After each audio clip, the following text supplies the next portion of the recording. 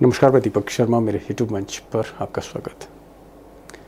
दोस्तों, प्रधानमंत्री मोदी ने किस तरह देश के धन्ना सेठों को सत्ता के आगे झुका दिया है, इसकी सबसे ताजा मिसाल ये आंकड़े, चंदे के आंकड़े। अब पिछले 6 साल में बीजेपी को चंदा मिला तकरीबन 19,648 करोड़ रुपये, लेटेस्ट फिगर है ये। और देश की नंबर 2 पार्टी यानी कांग्रेस को चंदा मिला 3,709 करोड़ रुपए। यानी देश के सारे सेठों का, धन्ना सेठों का एक मुश्त पैसा बीजेपी के खाते में जा रहा है। और ये तो सिर्फ आप वो फिगर देख रहे हैं, वो आंकड़े देख रहे हैं, वो रकम है जो नंबर 1 में गई है। नंबर 1 में गई यानी चेक से गई है, किसी ट्रस्ट से गई है, खाते में गई है, और जो सबमिट की गई है इलेक्शन कमीशन को। जो नंबर 2 का पैसा है, जो मोटा माल है, उसकी तो कोई गिनती ही नहीं है। और दोस्तों, जो सबसे चौंकाने वाली बात है वो ये है कि मोदी जी के अब सिर्फ अडानी और अंबानी ही दोस्त नहीं है। अडानी और अंबानी ही नहीं है सिर्फ, अब एक नया नाम और जुड़ गया। यानी अब हम 2 नहीं है, अब हम 3 हैं। अडानी है, अंबानी है, और साथ में एक नए खिलाड़ी, दिग्गज खिलाड़ी, इस देश के किसी समय इज्जतदार और आप कह सकते हैं सबसे ट्रस्टवर्दी ग्रुप, टाटा ग्रुप अब अडानी और अंबानी की फेहरिस्त में मोदी के साथ खड़ा हुआ है। जिस काम के लिए अडानी और अंबानी जाने जा रहे थे, मोदी के लिए अब वही काम, ऐसा लगता है, टाटा भी कर रहा है। अब दोस्तों, बड़ी खबर पर तो आऊंगा, लेकिन पहले टाटा की बात कर ले। एक चीज यहां मैं क्लियर करना चाहता हूं कि टाटा, जब तक रतन टाटा थे या उससे पहले JRD टाटा थे या जमशेदजी टाटा थे, टाटा की हमेशा से इज्जत रही है इस मुल्क में।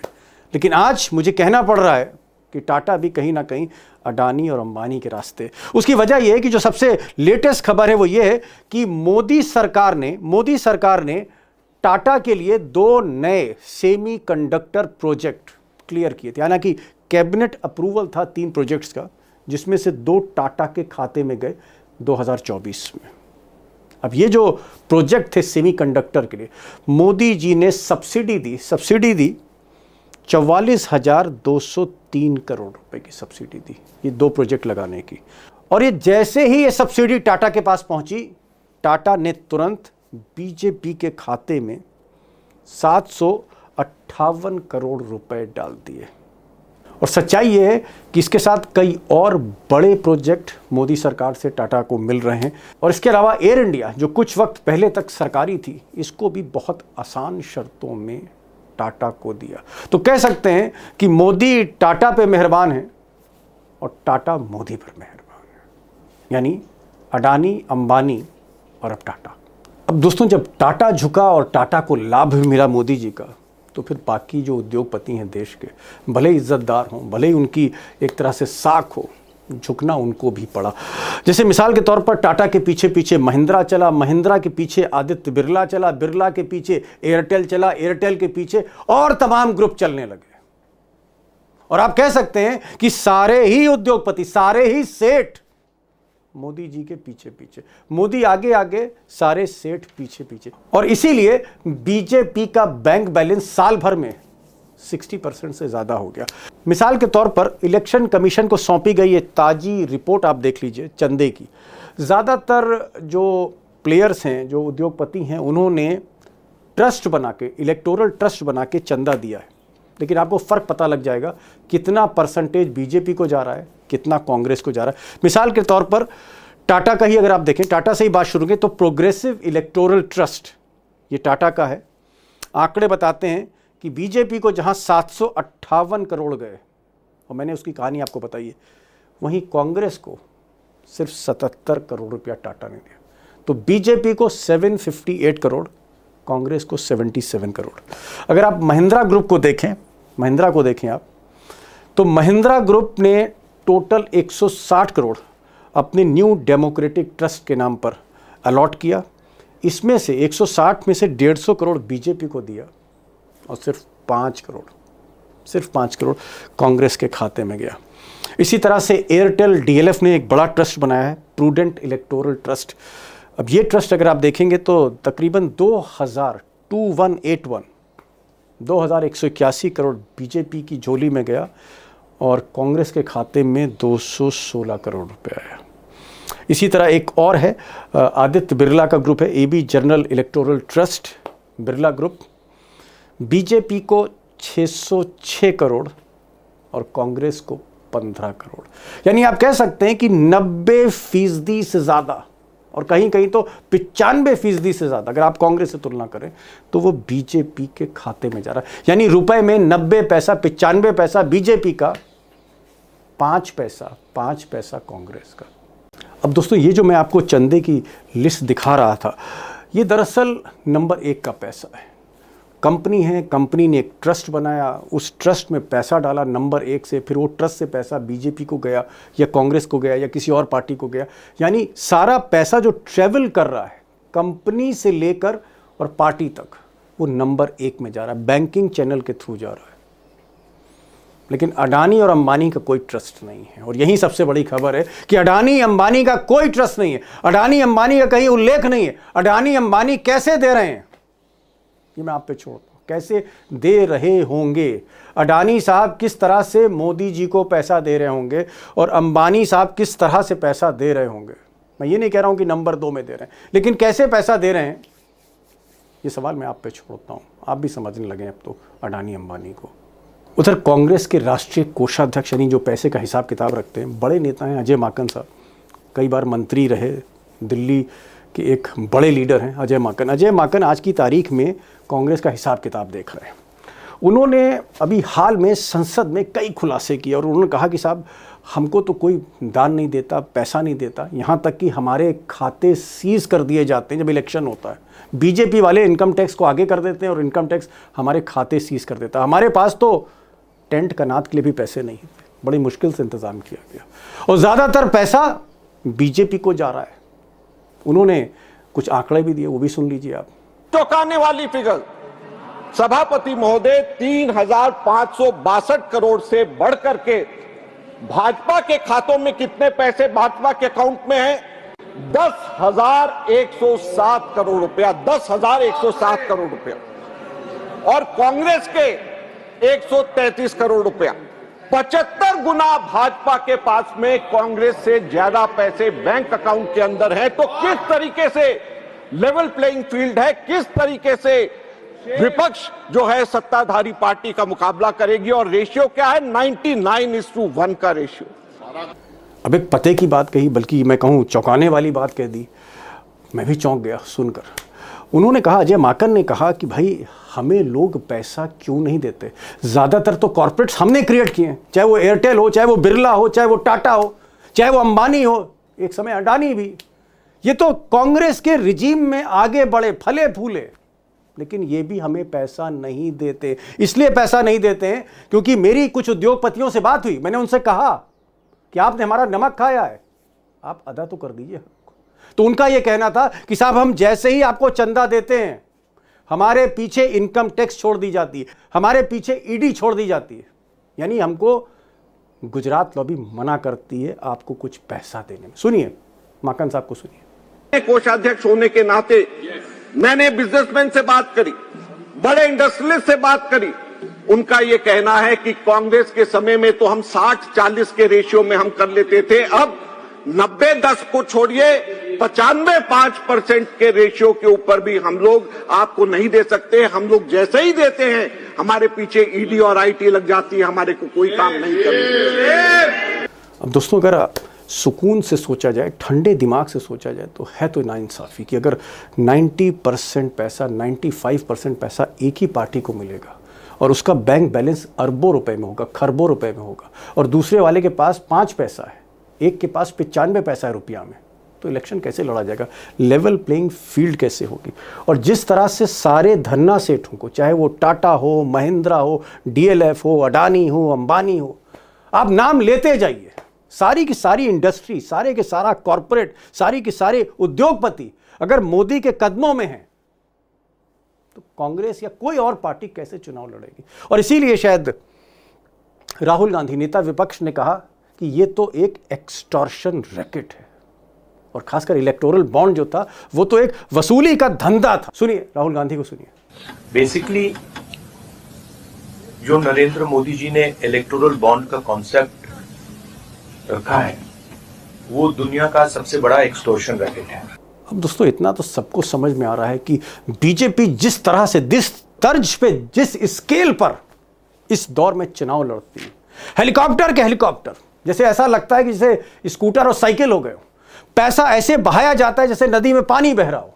लिफाफे बट रहे हैं, 10-10 हजार, 20-20 हजार रुपए डाले जा रहे हैं, एक एक वोटर को दिए जा रहे हैं। शराब की कोई था नहीं है और इनकम टैक्स चुप है, ईडी चुप है।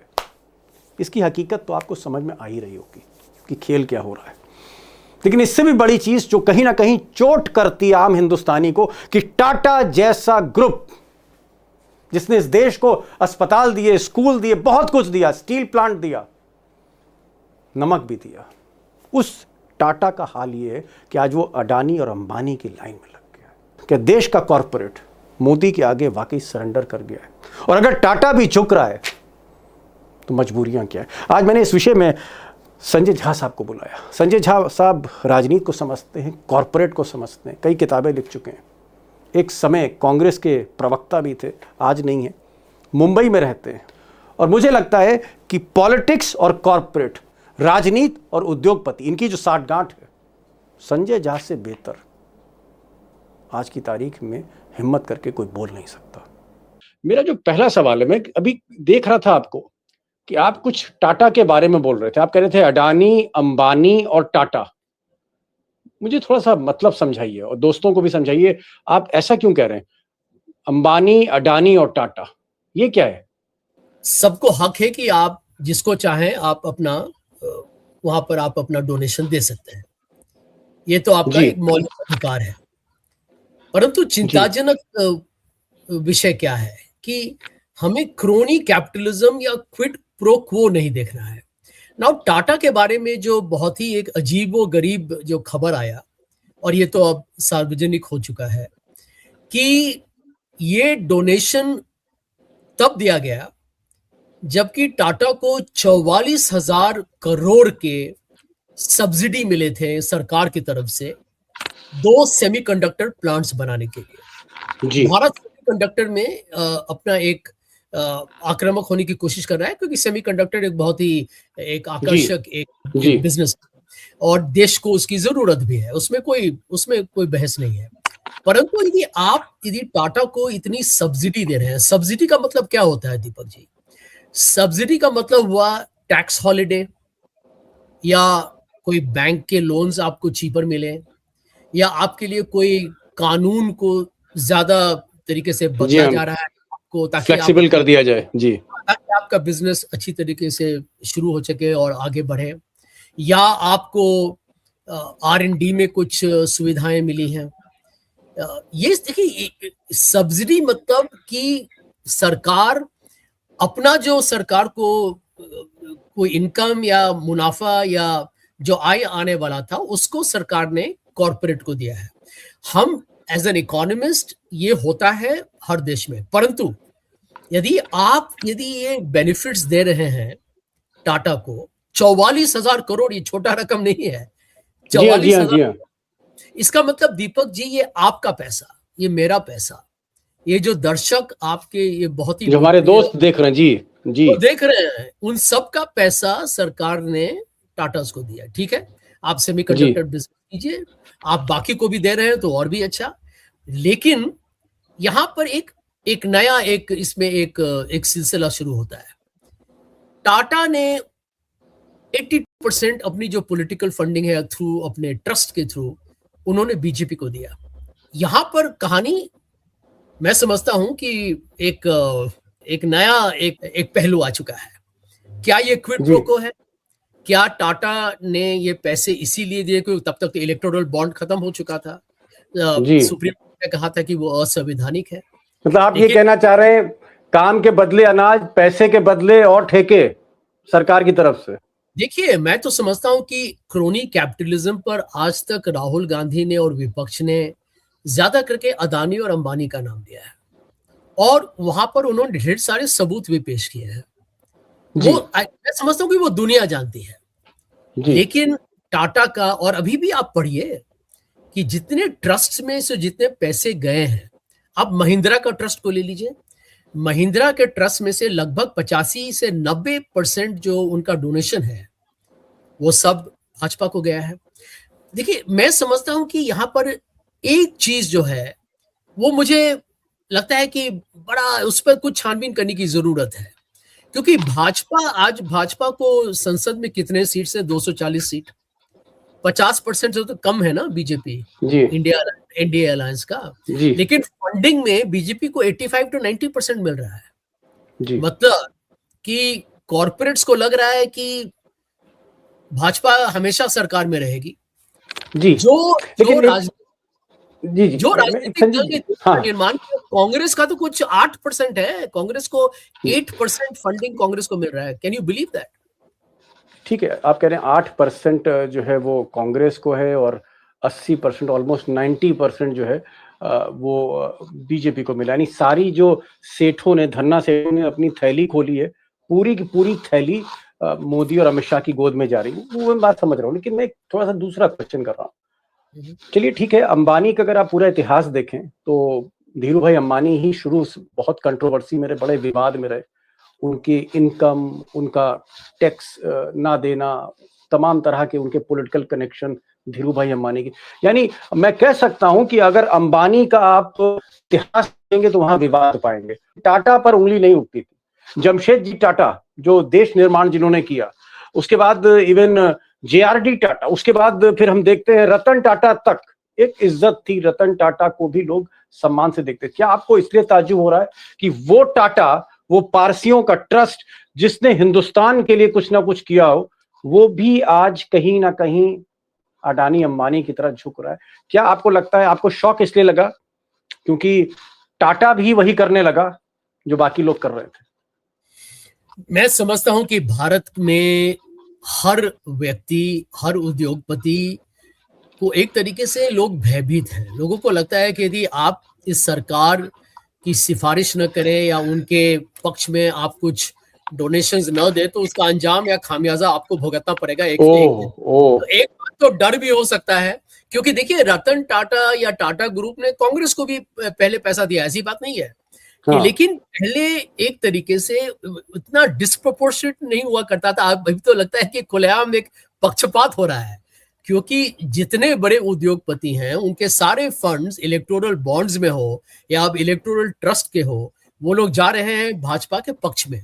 लेकिन मुझे ये अजीब लगता है क्योंकि इंडिया अलायंस और एनडीए अलायंस का जो वोट शेयर है उस पर तो सिर्फ 2% का एक फर्क है, लेकिन हो सकता है उनके अनुमान में भाजपा बहुत ही मजबूत है, बहुत ही वो आशावादी हैं कि भाजपा को कोई हरा नहीं सकता है। ये भी हो सकता है, मैं उसको नजरअंदाज नहीं कर रहा हूं, परंतु ये बहुत ही विचित्र है कि यहाँ पर हमारे उद्योगपति टाटा ग्रुप भी, और टाटा ग्रुप को ये मत भूलिएगा कि उनको एयर इंडिया भी एक अच्छे दाम में मिला था। आज एयर इंडिया का जो दुर्घटना हुआ अहमदाबाद में, उसकी छानबीन भी सही तरीके से नहीं हो रही है, आप भी जानते हैं उस बात को। तो यहाँ पर उद्योगपति लोगों का एक, हमारे क्रोनी कैपिटलिस्ट देश में ये इनका भूमिका बहुत ही केंद्रीय हो चुका है। मैं ये बड़ा एक मुद्दा आपके चैनल के माध्यम से सबको बताना चाहूंगा कि अब हमारे देश में उद्योगपति लोग बहुत ही पावरफुल हो चुके हैं और उनका जो प्रभाव है, जो असर है सरकार के नीतियों पर या सरकार किस तरीके से उनको फेवर करती है, इसके बारे में यदि हम चर्चा न करें तो हम देश के हित में बात कर रहे हैं। इसके बारे में चर्चा होनी चाहिए, क्योंकि प्रजातंत्र कमजोर हो जाएगा यदि हमारे देश में, जहां पर इतने अच्छे लोग हैं, पढ़े लिखे लोग हैं, एंटरप्रेन्योर्स हैं, स्टार्टअप्स हैं, यदि उनकी भविष्य अंधकार में डूब जाएगी क्योंकि 5-6 बड़े उद्योगपति इस देश के सारे जो एसेट्स हैं उन पर कब्जा कर लें, प्रजातंत्र मजबूत नहीं हो सकता है। गुरुजी, आप इस बात पर ध्यान कीजिए ना, यदि कांग्रेस पार्टी के पास पैसे ही नहीं होंगे तो कांग्रेस पार्टी कैसे चुनाव लड़ पाएगी? जी, एक चीज और कहना चाहूंगा। अभी अजय माकन जो कोषाध्यक्ष हैं, ट्रेजरर हैं कांग्रेस पार्टी के, उन्होंने पार्लियामेंट में कहा, राज्यसभा में, कि भाई देखिए हमारा जो तिजोरी है सिमटती चली जा रही है। और बीजेपी ने पिछले चुनाव में 2024 में उन्होंने सीधे मोदी और अमित शाह की तरफ इशारा किया कि इन्होंने हमारे खाते तक सील करा दिए। हमारे पास जब इलेक्शन शुरू हुआ था 2024 का, तो टेंट कनात और कुर्सियों के पैसे नहीं थे। बड़ी मुश्किल से कहीं से हमने धन की व्यवस्था करी और हमारा जो डोनेशन है सिकुड़ते चले जा रहे हैं। फिर अजय माकन ने एक और भी बड़ी बात की, उन्होंने कहा कि दरअसल डर के मारे लोग हमको चंदा नहीं देते। हमारी जब उद्योगपतियों से बात होती है तो वो कहते हैं हम आपको जिस दिन चंदा देंगे उस दिन हमारे घर पर ईडी और आईटी पहुंच जाएगी। अगर इस तरह की व्यवस्था है तो आप क्या कहेंगे कि क्या हम एक वन पार्टी सिस्टम की तरफ बढ़ रहे हैं? क्योंकि अगर बिना पैसे के तो चुनाव जीतना, मतलब कुछ तो पैसा चाहिए चुनाव जीत लड़ने के लिए। मैं तो डॉन का डायलॉग आपको बता दूंगा, मुश्किल ही नहीं नामुमकिन हो जाएगा चुनाव जीतना। देखिए दीपक जी, यदि अब हमारे सामने जब सबूत आ चुका है कि उद्योगपति लोग दिन दहाड़े पैसे भाजपा को दे रहे हैं, थोड़ा मोड़ा नहीं 90% तक पैसा एक पार्टी को जा रहा है, तो मतलब वही एक पार्टी, उसके कारण उसको फायदा तो बहुत है। मैं नहीं कह रहा कि पैसों के कारण ही कोई पार्टी जीतती है चुनाव, लेकिन उससे फायदा तो बहुत होता है ना। आजकल हमारे देश में मीडिया खरीदना, होर्डिंग लेना, रैली करना ये आसान नहीं है, बहुत महंगा हो चुका है सब कुछ। तो यहाँ पर तो आपको प्रजातंत्र कमजोर हो ही जाएगा। इसका मतलब विपक्ष के पास सिर्फ दो विकल्प है कि आप देश भर में इसका प्रचार कीजिए, लोगों को बताइए कि भाजपा के डर से उद्योगपति लोग अब उनको पैसे नहीं दे रहे हैं, इसके कारण भाजपा को लेवल प्लेइंग फील्ड है नहीं, और उसको बहुत ही बड़ा एक तरीके से उपलब्धि है भारतीय जनता पार्टी के लिए। क्या ये प्रजातंत्र के हित में है? बिल्कुल नहीं, बिल्कुल नहीं। मैं समझता हूं कि आम आदमी को इस बात को जानना चाहिए। दूसरी बात कि अब ऑपोजिशन को मूव करना चाहिए फॉर अ नेशनल फंड, एक फंड जिसमें based on the parties representation in the Lok Sabha, उनको उस फंड से उतने ही पैसे मिलेंगे, कहानी खत्म। क्योंकि देखिए अभी हम बात कर रहे हैं, आप एक और आपको मैं उदाहरण दूंगा। अभी हम बात कर रहे हैं चेक्स के थ्रू जो कंट्रीब्यूशन हुए हैं, थ्रू ट्रस्ट और through cheques, these are bona fide transactions. लेकिन हमारे देश में तो काला धन का एक तरीके से बेशुमार एक लहर चलता है। तो अभी इलेक्टोरल ट्रस्ट में हम 6,000 8,000 करोड़ की बात कर रहे हैं। भारत के चुनाव में काला धन पूरा सब मिला के लगभग 60,000 65,000 करोड़ रुपया का उपयोग होता है। मतलब 50,000 60,000 करोड़ तो काला धन है। और ये काला धन कहाँ से आता है? फिर मैं तो यही कहूंगा कि काला धन भी तो उसके पास आएगा जिसके पास सत्ता है, या जिसके पास वो पूरे औजार हैं, जिसे वो काला धन का पूरा बिना किसी डर के। एक लास्ट क्वेश्चन जी संजय जी, समय भी समाप्त हो रहा है, 1 मिनट बचा है और 1 मिनट में मैं फिर टाटा की तरफ पलटता हूँ। अगर इस देश में टाटा, जिसका हमेशा से सम्मान रहा, टाटा सन्स, टाटा ट्रस्ट, नमक भी बना रहे हैं, स्टील भी बना रहे हैं, बहुत सी शुरुआत, देश को बहुत कुछ दिया है टाटा ने, ऐसा नहीं है। क्या टाटा का झुक जाना, टाटा का भी अडानी और अंबानी के रोल में आना, ये देश के लिए आपको लगता है दुर्भाग्यपूर्ण है? और देश वाकई एक विशेष परिस्थितियों से गुजरा जहां टाटा झुकना पड़ रहा है, pressure is on so much. देखिए मैं समझता हूं कि हर बिजनेस हाउस इस बात को जानती है कि आजकल इसके बारे में खुलासा या पर्दाफाश होगा, क्योंकि हमारे पास अब कहीं ना कहीं तो पारदर्शिता दिखाना पड़ेगा ना।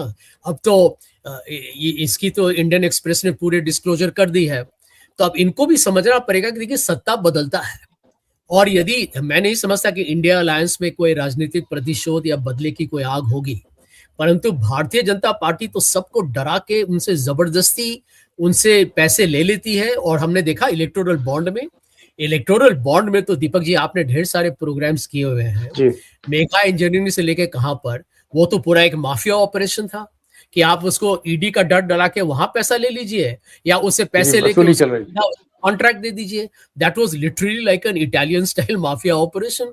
तो यहाँ पर मैं समझता हूँ कि उद्योगपति लोग को भी समझना चाहिए कि आप, ये प्रजातंत्र है, यहाँ पर लोग प्रश्न पूछेंगे और आप अपनी छवि और शोहरत को ऐसे बर्बाद न करें, क्योंकि लोग हमेशा आरोप लगाएंगे कि आपका धंधा सिर्फ क्रोनी कैपिटलिज्म या किसी घूस से आपके पैसे, आपने योगदान दिया, उससे आपको फायदा मिला। बड़ी बात संजय झा साहब ने कही, 2-3 बातें इन्होंने कही। इन्होंने कहा कि टाटा को अपना सम्मान, टाटा को अपनी शोहरत, और वो भी आज की शोहरत नहीं, कई दशकों की शोहरत, उसको बचा के रखना चाहिए, पब्लिक के सामने आना चाहिए। इस तरह से झुकना नहीं चाहिए कि सारा का सारा पैसा आप बीजेपी की झोली में डाल रहे हैं। और फिर जिस तरह से खबरें आ रही हैं कि आप इधर आपको ठेका मिलता है, सब्सिडी मिलती है और उधर आप पैसा दे देते हैं बीजेपी को। इन्होंने एक बड़ी बात संजय झा ने और कही, क्योंकि एक्सपीरियंस्ड हैं और राजनीति को समझते हैं। उन्होंने कहा कि एक नेशनल फंड बनाना चाहिए और इस नेशनल फंड में हम जैसे, आप जैसे दोस्तों, टैक्स पेयर का पैसा जो सरकार के पास जाता है, सरकार जो है पॉलिटिकल जितनी जिसकी हैसियत है, जिसके पास जितनी सीटें हैं विधानसभा में या पार्लियामेंट, उस हिसाब से, उस अनुपात से उनको पैसा दिया जाए, सरकार पैसा दे, फंड दे, नेशनल फंड रहे। और तीसरी बात इन्होंने कही कि कहीं ना कहीं उद्योगपतियों को भी तय करना पड़ेगा, उनकी अपनी साख है, उनकी अपनी क्रेडिबिलिटी है, एक लेवल प्लेइंग फील्ड रखनी पड़ेगी। संजय भाई, आप आए इस प्रोग्राम में और आपने रोशनी डाली एक ऐसे सब्जेक्ट पर, अडानी, अंबानी, टाटा और उद्योगपतियों पे, जो मुझे लगता है कि कम से कम नेशनल मेन स्ट्रीम जो मीडिया है वो ऐसे मुद्दे नहीं ना उठाती है ना बोलती है। वैसे भी जो नेशनल मीडिया आज की तारीख में 60% अडानी अंबानी के ही हाथ में। संजय भाई, आप आए, बहुत बहुत शुक्रिया। Thank you so much for joining this programme. Thank you so much sir.